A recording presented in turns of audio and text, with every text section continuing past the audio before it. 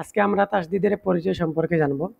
তাসদিদওয়ালা হরফ কীভাবে পড়তে হয়, তাসদিদওয়ালা হরফ কয়বার পড়তে হয়, তাসদিদওয়ালা হরফের সহি উচ্চারণ এবং বানান উচ্চারণ এবং রিডিং উচ্চারণ।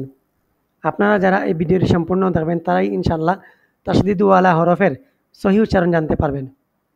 যদি আপনার ছেলে সন্তানকে হাফিজি পড়াতে চান তাহলে তারা মাদ্রাসায় কী পড়ে এবং তাদেরকে আপনারা কী পড়াবেন, এই ভিডিও থেকে আপনারা শিখেও তাদেরকে আপনারা পড়াতে পারবেন। তো দেখতে পাচ্ছেন আলিফ বা জবর আব বা জবর বা আব্বা।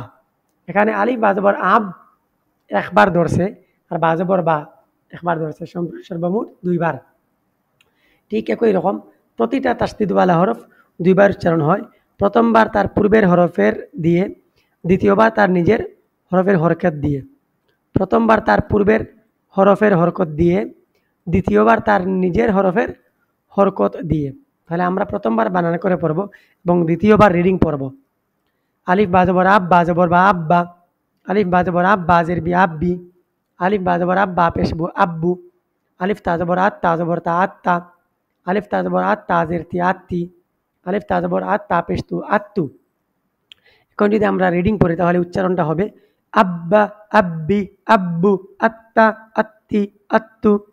ঠিক একই রকম আপনি নিচেরগুলোও পড়ে নিতে পারবেন।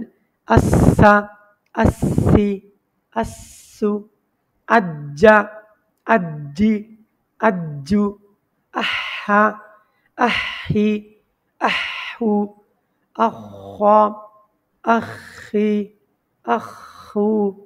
আপনারা যারা এই ভিডিওটি সম্পূর্ণ দেখে নিয়েছেন নিশ্চয়ই তাসদিদওয়ালা হরফ কীভাবে উচ্চারণ করতে হয়, কতবার উচ্চারণ করতে হয় এবং উচ্চারণকালে কয়বার উচ্চারিত হয় সেটাও ইনশাল্লাহ জেনে গিয়েছেন।